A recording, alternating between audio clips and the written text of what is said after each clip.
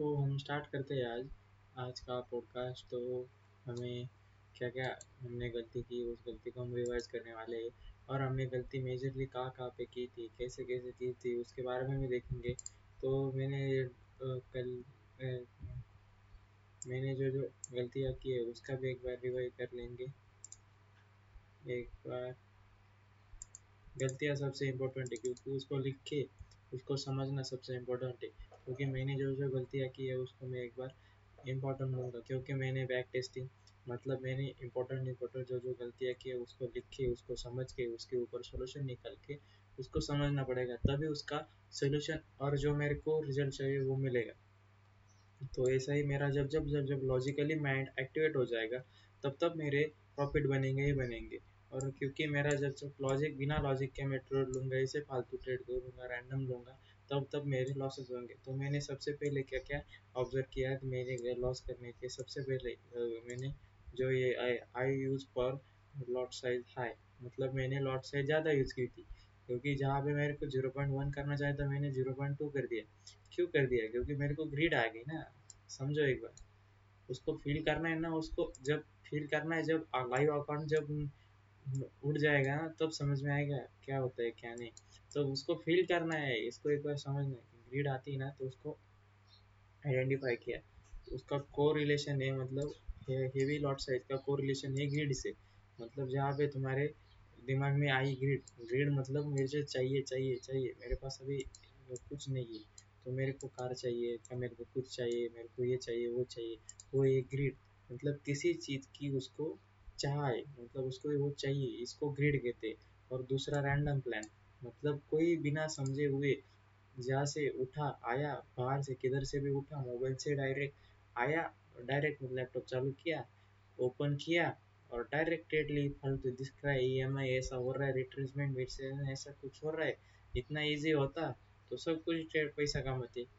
Random plan बनाया ना तो मैं लॉस तो होगा, उसको फील करना है। जब फील करोगे तब तुम्हारी समझ में आएगा कि फॉल्ट क्या है। तो समझे उसके पहले रैंडम ट्रेड के उसको समझा। उसके बाद है market note analysis for then trade. हाँ, मतलब बिना कोई सोचे समझे उसको, मार्केट को ना देखे हुए, मतलब जो चार्ट पे दिख रहा है वो भी नहीं देखा, बिना चार्ट को, सिर्फ चार्ट को ओपन किया, मतलब क्रोम को जाके ऐसा अभी चार्ट ओपन किया ऐसा, उसके बाद दिख रहा है ऐसा टाइम टाइम ऐसा, उसको उसको ऊपर से ट्रेड उसको दिख रहा है ऐसा, ऊपर से रिट्रेस ऐसा कुछ दिख रहा है, नीचे सपोर्ट है वगैरह, वो डीप में कोई नहीं देखना। लॉजिकली माइंड जब बंद होता है ना, एक्टिवेट नहीं होता लॉजिकली माइंड, तब कोई भी सोचा समझा हुआ दिख रहा है उसको ऊपर ऐसा वैसा, मतलब क्या बोलते हैं, बिना मेहनत के किसी चीज़ को चाहिए तो उसको क्या बोलते हैं वो, मतलब किसी की लाइव स्ट्रीम देखी और कोई बता रहा है, उसके बिहाफ में आए ट्रेड ली, वो बोल रहा है ऐसा लो वैसा लो, तो तुम विश्वास रख के वो ट्रेड लो रहे, मतलब बिना सोचे समझे हुए ट्रेड लिया उसको। हम बोलेंगे मार्केट ने not analyse for this trade, तो ये हो गया। उसके बाद है रिस्क मैनेजमेंट, नहीं किया तो हमारी वाट लग जाती है। क्योंकि एक बार मानो तो हमारा रिस्क मतलब कितना, हमारा अभी रिस्क है, हम एक बार हम देख ही लेते कि इसका प्रैक्टिकल क्या उदाहरण हो सकता है। कि मान लो यहाँ पे नीचे से सपोर्ट है, तो हमें यहाँ से बाइंग करनी है, तो हम यहाँ पे फिर रिट्रेसमेंट लगाएंगे 6150 के आसपास होगा, तो हमें यहाँ पे हमारा स्टॉप लॉस को कहाँ पे होगा, इस ये वाला लिक्विडिटी जोन है, हमें अब दिख रहा है। हम अभी लॉजिकली माइंड हमारा एक्टिवेट है ना, तो ही हम ऐसा सोच रहे हैं, ऐसा कर रहे हैं। तो लॉजिकली माइंड एक्टिवेट, तो एक बार हमने हमने सिर्फ देखा कि यहाँ पे 50 हो सकता है, बट हमने टच नहीं किया था, तो हम एक बार इसको टच भी करेंगे तो 50 या उसके आसपास इसका जोन है, देखो उसको 50 ने 61 ने उसको टच किया है, 61 का, हाँ 61 भी टच नहीं, 61 के नीचे उसने ब्रेकआउट किया किया 61 तो इसके ऊपर है, बट हमने सिर्फ देखा। बट ये इतनी वाली, अब ये लॉजिकली माइंड कैसे सोचेगा, ये इतनी बेरिश होती तो इस वाले इस क्या बोलते हैं इसका, इस वीक का क्यों नहीं तोड़ा, इसके इस वीक के नीचे मार्केट क्यों नहीं गया? क्योंकि पिछली बार ये सपोर्ट था, ये वाली जो स्ट्रॉन्ग वीक है, मार्केट ने इसको ऊपर ले जाए ढकेल के, इसके बाद मार्केट ऊपर गया, उसके बाद फिर से मार्केट रिट्रेस तो करने आ सकता है ना। और ऐसा हो सकता है, तो ऐसा लॉजिकली माइंड सोच सकता है। बट बिना लॉजिक के कोई माइंड नहीं सोच सकता ऐसा। और हमारा अभी आइडियली मतलब देखे तो यहाँ पे रिट्रेस भी होता और होता 50 के आसपास, हम एक बार समझ लेते होता रिट्रेस तो हम यहाँ से बाइंग करते, तो हमारे यहाँ पे सेटअप बनता ना। तो सेटअप बनने के लिए हम यहाँ पे ये लिक्विडिटी पॉइंट इसके नीचे हम स्टॉप लॉस लगाते हैं, और इसके अगेन इसके ऊपर यहाँ पे हमारा इसके ऊपर हमारा इधर टीपी होता या इस ये नियर बाय जो ये हमारा रेजिस्टेंस लेवल है इधर हमारा टीपी होता, तो 1:2 4 का हमारा टीपी बन जाता, और इसके नीचे होता तो ये हमारा टीपी बन जाता है यहाँ पे 1:6 के आसपास। तो हमारा माइंड क्या कह रहा है कि यहाँ पे जो हमारा अभी पॉइंट स्टॉप है 5 है, मतलब हमारा रिस्क कितना है, तो उसको कैलकुलेट करने के लिए हमें क्या ओपन करना पड़ेगा, कैलकुलेटर ओपन करना पड़ेगा। तो हमारा उसका फॉर्मूला एक बार हम फॉर्मूला को देखेंगे। फॉर्मूला हमारा है रिस्क हमारा पर ट्रेड में कितना होगा, तो ये हमारा फॉर्मूला है। ये फॉर्मूला हम जैसे उसमें कैसे डालेंगे कि रिस्क पर trade divide by stop loss. Stop मतलब यहाँ पे जो स्टॉप है हमारा एक ट्रेड में हमारा स्टॉप हमारा स्टॉप लॉस हम कितना लेने वाले। तो सोचो मैं 16,000 का लॉस ले सकते हो क्या, मेरे को ऑफर्ड है क्या, मतलब मेरा अकाउंट अभी 5,000 पे, 5,000 से ये मेरा अकाउंट अभी $5,000 पे, $5,000 पे, तो अभी मेरे को 100 का लॉस हो जाएगा, तो मेरा अकाउंट इतना आएगा, मैं वो मेरे को अफोर्डेबल है क्या, वो मैं सहन कर सकता हूँ क्या। ऐसा जब मेरे को होगा मैं इतना कर अफोर्ड कर सकता तो मैं 1% मतलब 2% का रिस्क तो ले सकता हूँ।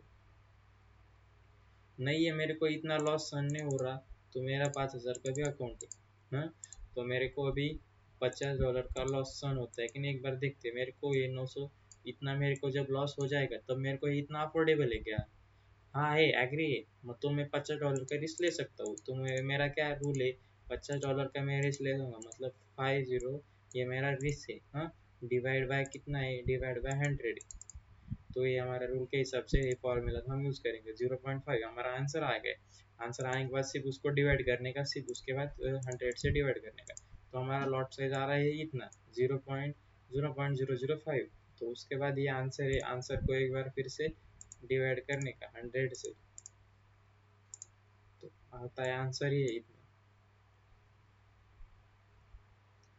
तो हम 50 का हमें रिस्क लेना है, तो हमारा answer is equal to quantity, मतलब इतना नहीं, ये कुछ गलत हो गया है, तो हम एक बार फिर से कहते हैं $50 का हमारा रिस्क रहेगा, उसके बाद हम डिवाइड करेंगे 100 से, नहीं 100 से करेंगे, उसके बाद हमारा 0.5 आता है, उसके बाद फिर से एक बार हम क्या करेंगे डिवाइड करेंगे 100 से, तो ये 100 से करने के बाद हमारा जो लॉट साइज आता है वो हमारा एक्चुअली लॉट साइज होगा।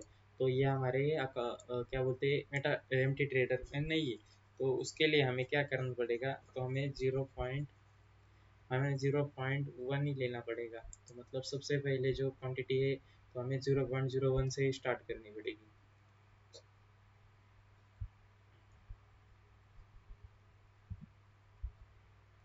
क्योंकि यहाँ पे क्या हो रहा है, ये कितने पिप का स्टॉप लॉस बन रहा है वो हमें एक बार देखना पड़ेगा।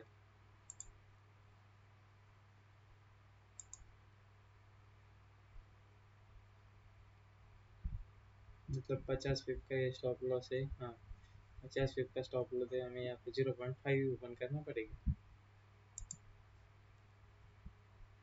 मतलब ये दो जीरो है, तो हमें यहाँ पे क्या करना पड़ेगा 0.05 ये ट्रेड लेना पड़ेगा, मतलब इतना लॉट साइज हमें यहाँ पे यूज करना पड़ेगा। और ये मान लो हमारा यहाँ पे स्टॉप लॉस इसके नीचे होता और ऐसा टारगेट होता, तो यहाँ पे 10 है, तो हम इतना रिस्क ले सकते हैं कि हम $50 का रिस्क लें। हम ये अभी छोटे लिए रिस्क ले रहे थे इसीलिए वो नहीं आ रहा, तो हम $50 का मेरे रिस्क है, उसके बाद हमें $10 हमारा,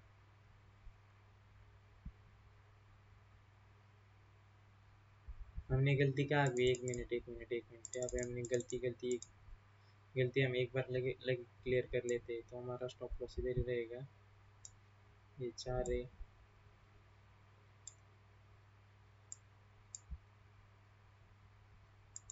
तो गलती मैंने ये की कि उसको डिवाइड नहीं करना था ना, इसको स्टॉप पर डालना था, तो मेरा 50 का रिस्क है, उसको डिवाइड किससे करना है, मेरा स्टॉप लॉस से, मतलब मेरा 5 स्टॉप लॉस है, हाँ इसको करने का, उसके बाद डिवाइड बाय इसको आंसर जो आएगा उसको डिवाइड करने का, उसको 100 से डिवाइड करने का, 100 से डिवाइड करेंगे तो मेरा 0.1 आ रहा था लॉट से, हाँ मतलब मेरा जब, हाँ एकदम एकदम सही है अभी, बिल्कुल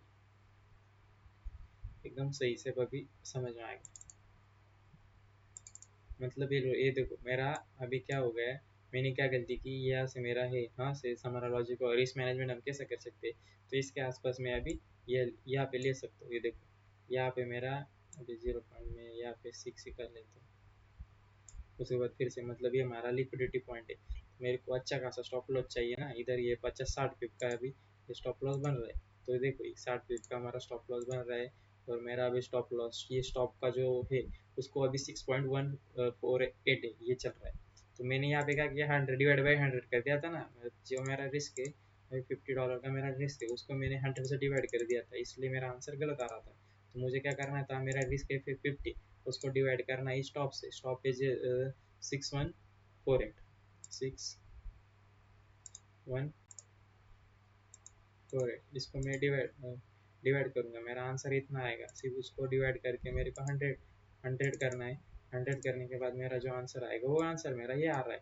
तो मेरा लॉट साइज एक्चुअली ये होगा, तो मेरा लॉट साइज क्या होता, 0.08, ये मेरा लॉट साइज आ रहा है, क्योंकि मेरी अभी मैंने 60 कर दिया, मैं पिछली बार मैंने 50 किया था, यहाँ पे मेरा थोड़ा ऊपर था। तो मैं जैसे जैसे ये करूँगा तैसे जैसे मेरा रिस्क मैनेजमेंट एकदम परफेक्टली एक्ट करेगा। तो मुझे अभी फार्मूला याद करने की क्या ज़रूरत है, कि फार्मूला मेरा क्या है, क्योंकि जो मेरा रिस्क होगा, मतलब मैं एक ट्रेड में जितना उड़ाने वाला हूँ, मुझे मेरा मैं जितना मेरे अकॉर्डिंग मेरे अकाउंट अकाउंट साइज मैं जितना लॉस ले सकता हूँ, अफोर्ड कर सकता हूँ, उसको मेरे को ध्यान में रखना है। उसके बाद मेरे को मेरा कैलकुलेटर ओपन करना है, कैलकुलेटर ओपन कर दिया तो मुझे ये वाला लगाना ही लगाना है, यहाँ पे मेरा कितना बन रहा है उसको मुझे समझना है। ये समझने के बाद मुझे क्या करना है, मेरा मान लो मेरा $1000 का अभी लॉस है, $1000 डिवाइड बाय मेरा अभी यहाँ पे बन रहा है 5, ओनली 5 बन रहा है।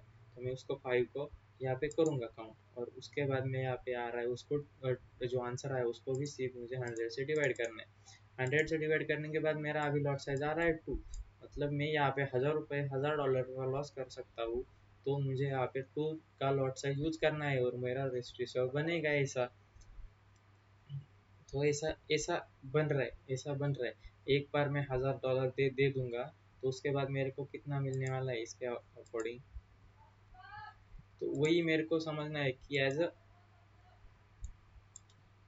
1300 पॉइंट मिल रहा है मेरे को, मतलब 123 पीप पे, 130 पे पे ओनली 130 पे तो हम ऐसे कैप्चर कर लेते। बट हमें बड़े अकाउंट के आगे स्केल करने के लिए हमें रिस्क मैनेजमेंट इम्पोर्टेंट है ना, रिस्क मैनेजमेंट इम्पोर्टेंट है, क्योंकि जो जो हमें करना है तो इसका अकॉर्डिंग ही रिस्क मैनेजमेंट के पहले के अकॉर्डिंग हमें करना पड़ेगा। तो ये हमारा अभी ये वाला जो हो गया रिस्क मैनेजमेंट, मैंने वाट लगाई थी उसको अभी मैंने इसको समझा, प्लान किया भाई। जब इसमें कंफ्यूज होता है उसके टाइम मेरा ट्रेड में नो ट्रेड करना है, जब मेरे को कंफ्यूज है, मेरा जब कंफ्यूज हूँ, मतलब कंफ्यूज मैं कैसा बोलूँ, कैसे एग्जाम्पल दूँ, तो मेरा मैं कल का एग्जाम्पल में अभी लेता हूँ, इमोशनल मैं उसको डिस्टर्ब में कैसे कर दो मैं उसने किसको, उससे मैं किससे बाहर आ गया, तो उसके हम रिलेटेड बात करते हैं। तो इमोशनल क्या है, इमोशनली मतलब हम देखते तो कोई आया हमारे आसपास या कोई भी हमारे इधर आए, तो उनके पास होता है ज़्यादा उत्तर, मतलब जो भी होता है उनके साथ हम हमारे लेवल से, हमारे स्टेटस से और हमारे इनकम से ज़्यादा उनकी इनकम होती है, तो हम उसको देखते तो मतलब वो मेरे भाई हमें ज़्यादा उसको उनकी इनकम ज़्यादा अच्छे थे, उनके पास ज़्यादा है, तो उसको हम देख के हम क्या होते, इमोशन इमोशन आता है हमारे माइंड में, आता है तो हमारे पास एक कब आएगा, तो ये हमें इमोशन हमें सताता है। तो ये इमोशन हमारे माइंड में क्या असर डालता है कि हमारे पास ये क्यों नहीं है, हम क्यों नहीं कर सकते, तो उसके अकॉर्डिंग हमारा इमोशन इधर क्या डिस्टर्ब कर रहा है, तो मुझे वो चाहिए चाहिए चाहिए, ये इमोशन हमें सताता है, मतलब जो हमारे पास नहीं है, तो उसके लिए हमारा माइंड वो चीज़ हमें चाहिए, इसकी चाह करता है, मतलब वो हमें चाहिए वैसा ही करता है, ये लॉजिकली माइंड ऐसा, माइंड से जब कंफ्यूज होता है था तो ऐसा कंफ्यूज होता है। बट वो चीज़ नहीं है तो उसके रिलेटेड जो क्या बोलते हैं, जो चीज़ नहीं है उसके बारे में सोचने से बेहतर उस चीज़ को करने के लिए क्या करना पड़ेगा उससे सोचना, शांति से। जब कंफ्यूज होगा तो कंफ्यूज तो वैसे होता है जब नहीं ये वो नहीं मिल रहा, इसलिए तो आदमी कंफ्यूज है ना। तो यह जब समझ में आता है तब मेरे को समझ में आया तो गलती मैंने कहाँ की है। जो नहीं है उसके रिलेटेड क्यों उसके ख्वाब बना रहे हो, क्यों उसको चाहत कर रहे हो। उसको तुम्हें चाहिए तो हाँ कुछ करो तब मिलेगा ना। सिर्फ बिना सोचे समझे सिर्फ सोचने से कंफ्यूज क्यों हो रहे हो। सोचने से कंफ्यूज होने से बेहतर है कुछ करो ना और कंफ्यूज होना, उससे बेहतर ये है। तो ये लॉजिक जब कंफ्यूज होता है आदमी तो वही है, उसको पता ही नहीं क्यों कंफ्यूज है। बिना फालतू कंफ्यूज होने से बेटर है नहीं टाइम नहीं करने का।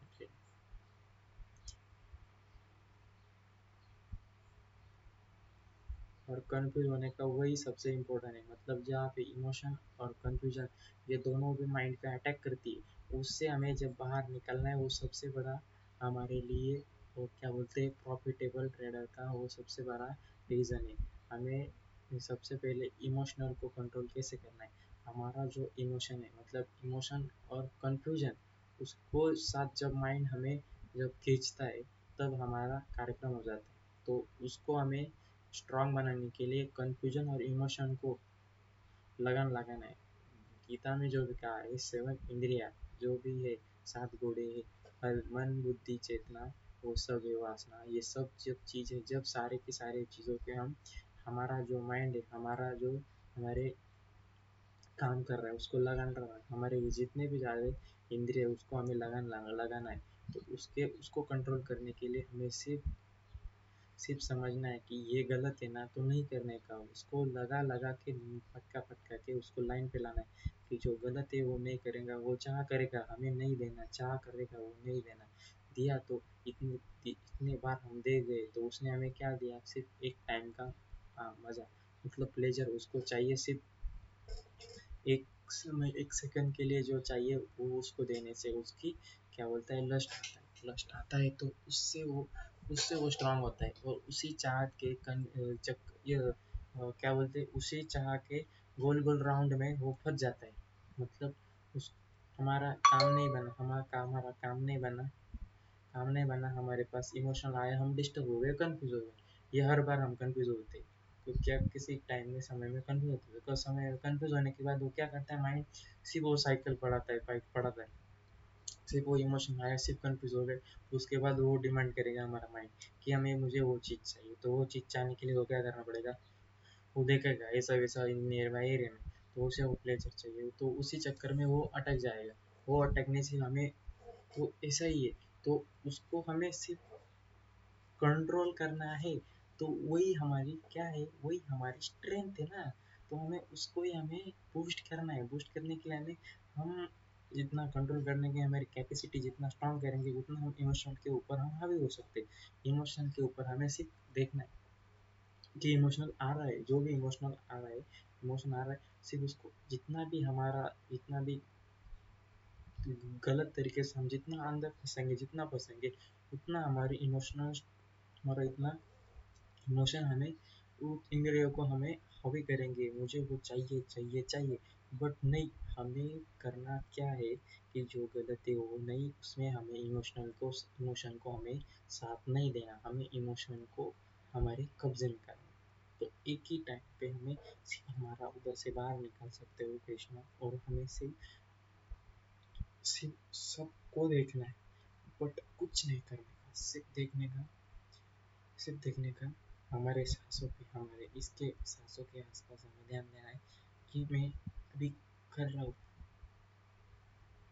मेरे को माइंड है तो मैं उसको क्यों करूँ। जिसको माइंड नहीं है ना, इसको लॉजिकली माइंड नहीं है, वो आदमी ऑटोमेटिकेटेड काम कर सकता है। पर जिसको माइंड है तो वो ऑटोमेटिकेटेड काम नहीं कर सकता, मतलब जो हो रहा है वो होने दे रहा है। पर जिसको लॉजिकली माइंड दिमाग को दिया है, सोचने की जो क्षमता है उसको दी है, तो वो ऑटोमेटेड क्यों हो जाए, वो मैन्युअली भी हम फॉरवर्ड कर सकते हैं। मैन्युअली फॉरवर्ड का जो ऑप्शन है वो हमें उसको चॉइस करना है, क्योंकि ऑटोमेटिक का जो ऑप्शन है वो उस लूप में हमें फंसा रहा है। तो हमें ऑटोमेटिक के साथ रहना है तो हमें उस लूप को तोड़ के हमें अच्छा नया ऑटोमेटिक फीचर्स बनाना पड़ेगा। तो जो भी हमारा माइंड का जो प्रोग्राम है उसको हमें उस लूप को हमें तोड़ के अच्छा वाला लूप बना के ऑटोमेटिक कर सकते हैं। बट हमें सिर्फ वही है, वो कंफ्यूजन के वो चक्कर में वो हमारा जो फंस रहे थे ना, इमोशन सब वो आ रहा था ना, वो सब उसी चक्कर में आ रहे, तो हमें सिर्फ उसको उड़ा देना है। ये जो है सबसे इम्पोर्टेंट है। लर्निंग मुझे वो कल की मिली, कोई बात नहीं, बट जब जब आती है, क्या होता है इमोशन, उसको फील करना है ना। मतलब क्या होता है वो, क्या आता है, गलती हमने की थी ना, इतने सारे हमने ये वाली जो चीज़ें है, ये वाली चीज़ें, इसकी गलती की, उसके बाद ये गलती की, इसके बाद ये गलती की, इसके बाद ये गलती की, उसके बाद हमें आया इमोशन। उसके बाद हमें क्या आया, इमोशन आया ना, कंफ्यूजन आ गई। मतलब हमें सब कुछ हमारे अगेंस्ट में जा रहा है, सब कुछ हमारे अगेंस्ट में जाने के बाद क्या हो रहा है, हम कंफ्यूज हो रहे हैं। कंफ्यूज होने के बाद हमें क्या आ रहा है, इमोशन आ रहा है। तो हमारा क्या हो रहा है, इमोशन आने के बाद हमें क्या लग रहा है कि हम सब कुछ हमने जितना आज तक किया वो सब हमारा गलती है, ऐसा। और उस टाइम पे हमें ऐसा लगता है कि हमने सब कुछ गलती कर दी, हमें सब ऐसा हो गया वैसा हो गया। तो उस टाइम पे जो भी हमारे मतलब सबसे सबसे ज़्यादा हमारा वीक टाइम होता है सब कुछ बॉडी का। हमें जब बोलते ऐसा बोल रहा हूँ मैं, तो मेरे अभी बॉडी में पॉजिटिविटी थोड़ा बहुत तो कुछ होगा पॉजिटिव, तभी तो मैं बोल रहा हूँ।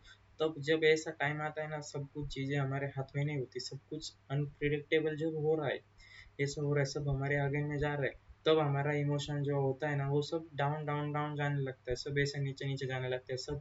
क्योंकि हम वहाँ पे लॉजिकली माइंड ही हमारा नहीं है, तो हमारा सब कुछ वैसे ही रैंडम कर रहे हैं ना, तो ही हमारा ग्राफ नीचे जा रहा है, ऐसा नीचे जा रहा है। तो इसी वजह से हमें उस इमोशन को समझना है।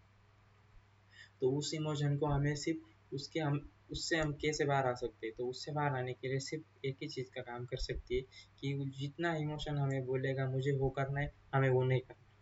वो जो मांगेगा उसको देना ही नहीं, उसको तड़पाना है। तो जो इमोशन को हम तड़पाएंगे, उतनी तड़प हम सहन करेंगे, उतना ज़्यादा हम अच्छा खासा कर सकते। वो जो मांगेगा उसको वो देने का नहीं, वो नहीं मांगेगा तो भी उसको देने का नहीं, कुछ मांगा तो भी उसको देने का नहीं, उसको कुछ देने का नहीं। सिर्फ उस टाइम पे जैसे भी है, उस टाइम पे हमें सिर्फ ये करना है कि और हमें और उस गलती को नहीं रिपीट करना। मतलब जो जो आज तक गलतियाँ की, आज तक उसको वो दिया, उसके बाद उसको वो देने का ही नहीं। वो देने का हमें सबसे पहले उसको बंद कर देने का। हमने उसको दिया तो हम हमारा ग्राफ हमेशा रेड में हो जाएगा। हमारा जो ग्राफ है वो, हमने जो जो गलतियाँ हमने उसको सब कुछ हमें जो नहीं चाहिए वो हमने उसको दिया, तो हमारा ग्राफ पूरा रेड हो जाएगा, ऐसा रेड हो जाएगा। और हमें जो उसको हमें अभी सिखाना है, क्या बोलते हैं वो, हमें उसको कुछ नहीं देना है। मतलब हमें कुछ सुधार लाना है, कुछ बदल करना है, तो हमें उसको येलो में कर देंगे। हमें अब खुद के ऊपर उसी टाइम पे हमें खुद को, मतलब जब सारी दुनिया, वहाँ से हमें और एक सीख मिलती है। क्योंकि जब कोई नहीं होता, सिर्फ सब सब सब भाग जाते हैं, सब माइंड से सब भाग जाते हैं, सब थॉट ही रहते हैं, हमारे साथ कुछ नहीं होता, कोई नहीं रहता, सब हमारे अगेन में जाते। तब हमारा माइंड कैसे काम करता है, अगेन में काम करता है।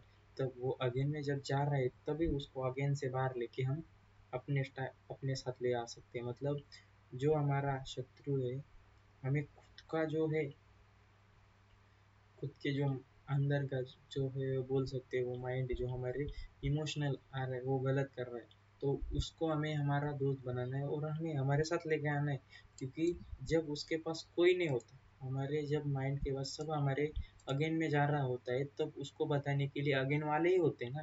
तो अगेंस्ट हमारे जो वाले लोग हुए, मतलब इमोशन है, अगेंस्ट वाले जो इमोशन है, वो उनका माइंड सोचता है, उनकी तरह ही सोचता है और उनकी तरह करता है। तो हमें सिर्फ वो अगेन वाले जो माइंड के जो है, तो उनके साथ नहीं जाना, हो हमारा दोस्त उसको बना के हमारे साथ उसको लेके आना है। और जो अगेन वाले लोग हैं, वो उनको इमोशन को उनको तड़पाना है, उनको तड़पा तड़पा तड़पा के उनका कार्यक्रम करना है। तो हमें सिर्फ वो स्टोरी, उसको माइंड को सिर्फ समझना है, विजुअलाइजेशन करना है। तो एक्चुअली जो प्रैक्टिकल होता है वो हमें वो दिखता नहीं है, बट जलन तो होती है, वो तो समझ सकते हैं ना।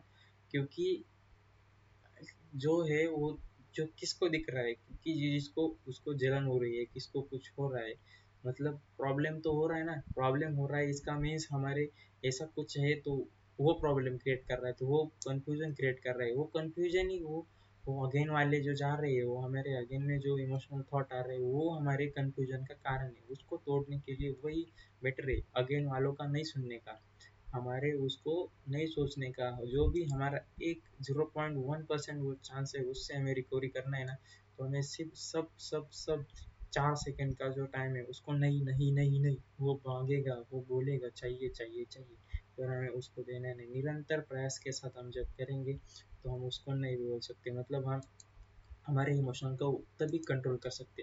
ये रियल लाइफ में भी वर्क कर रहा है और प्रैक्टिकल लाइफ में भी वर्क कर रहा है। इससे हमें यही सीख मिलती है कि कुछ सुधार करने के लिए, चेंजेस करने के लिए परिवर्तन की ज़रूरत है।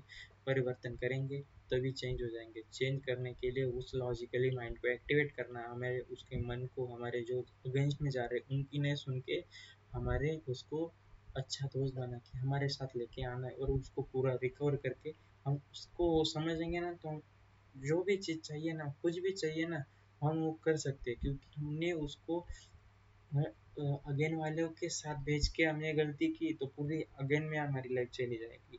और उसको हमने दोस्त बना के, हमें हमारी जो चाहिए हमें अच्छे वाली चीज़ें हमने उसको बताया, तो वो करेगा, तो उसके ऊपर वो काम करेगा डीपली।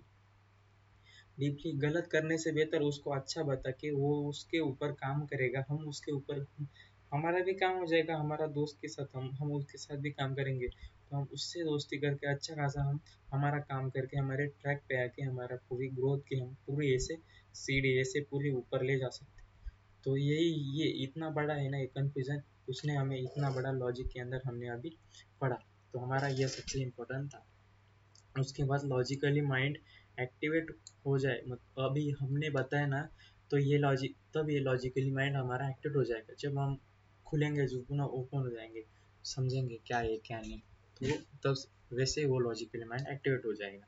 और उसके बाद हमें हमें जो डिसिप्लिन क्रिएट करना है ना, हमें सिर्फ डिसिप्लिन क्रिएट करना है, कि जो हमने अभी तक उस गलती से हमने इतने फटके खाए, इतने फटके खा खा के हम इधर तक आए, इतने समझे, तो उसके बाद हमें दोबारा वो रिपीट नहीं करना करना कि हमने इतने फटके खाए थे, तो फटके खाने के बाद हमें सिर्फ वो गलती हम रिपीट करेंगे, तो हम उससे सीखे ही नहीं। मतलब परिवर्तन संसार का नियम है, परिवर्तन करना। तो हम उस परिवर्तन करने के लिए जो जो गलती की है उस गलती से हमें सीखना है। उस गलती को रिपीट करेंगे तो ऐसे ही मौत के घाट में जब फिर से चले जाएंगे। तो उसके लिए हमें उसके लिए हमें स्ट्रांग होने के लिए क्या होता है कि अच्छा खासा मैंने 1 साल या 6 महीने 8 महीने कंसिस्टेंसी डिसिप्लिन रखा था, बट एक बार फिर से वो थॉट आ गए, ये आ गए, मतलब इमोशन आ गया, इमोशन और थॉट फिर से क्या करते हैं, थॉट और इमोशन वो सब एक साथ आते हैं और एक साथ अटैक करते हैं, एक साथ अटैक करने के बाद इमोशन को डिस्टर्ब करते हैं और वो उसके साथ ले जाते हैं। तो हमें उसके लिए हमें पूरी प्रॉपर प्लानिंग के साथ उसको तड़पाना, जिसने हमें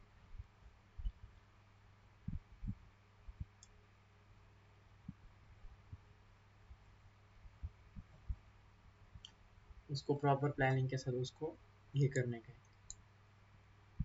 तो वही हमारा सोल्यूशन है। तो इम्पोर्टेंट यही है कि उसको डिसिप्लिन के साथ हमें कंसिस्टेंसी के साथ अभी रिकवर करना है। तो रिकवर करने के लिए वही सोल्यूशन है कि ये सबसे अच्छा खासा सोल्यूशन है। तो आज के इतना ही था। तो मैंने जो जो समझा वो किया, गलती की तो उसको मेरी सीख समझ रहा था, मैंने जो जो की गलती। तो इतना ही आज के लिए।